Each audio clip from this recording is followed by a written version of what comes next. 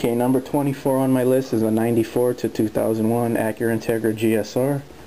If you appreciate engines, you got to appreciate this car. Back when it came out, there was nothing that had an 8,000 RPM redline besides Ferraris.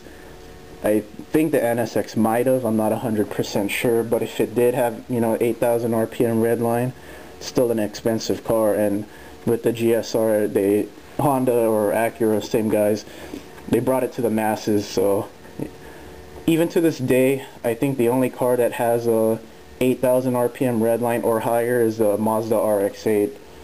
So there's not many choices out there that are affordable for high revving cars. I believe in the 1960s they had the S500 or S600, I believe, and it redlined as 13,000, but that was a long time ago.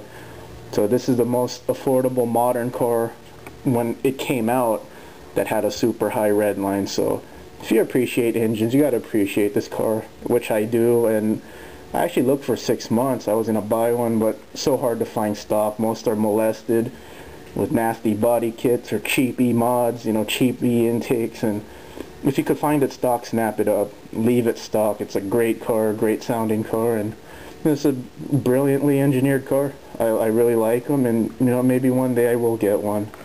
So in my opinion, best Japanese car of all time. Number 23, 1961 to 1968 Amphicar. What can I say? This car is badass. It's a damn boat and a car at the same time. If you YouTube, just search Amphicar demonstration.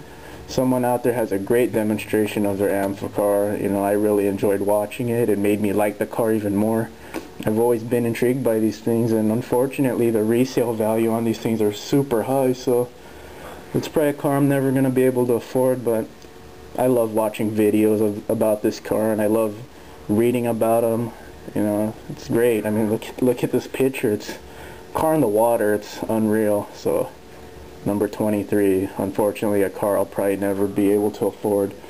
If I am lucky enough to see one in person one day, that would be a great honor. Just a very cool car. Very obscure, awesome car in the history of cars. Number 22, Bling Machine, ultimate Bling Machine. I'm not even a bling kind of guy. I don't have any watches or gold chains, but I love the Escalade. It's just cool. If you watch Top Gear and watch Richard Hammond drive the thing, I mean, they're bashing on it, but you could tell he likes the thing. They could pretend all they want that they hate it, but Escalade's cool. I mean, I think it's cool. I mean, that's why it's number 22 on my list. Ultimate Bling Machine. I'm not even a bling guy, so that right there should demonstrate how cool this thing is. So it's one of those vehicles that has a presence. Certain cars make you turn your head. I always turn my head when I see an Escalade. So number 22, 02 to 06 Escalade. That's my favorite era of this vehicle.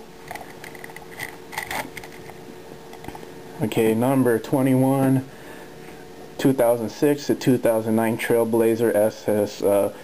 I'm a big fan of sleepers. This thing's just badass. It's a Trailblazer with a Corvette engine. What more could you ask for? It could still tow things. You could take it to a drag strip, take your kids to the drag strip, take the whole family, why not? Take the dog with you. It could fit all that stuff and run some sick times.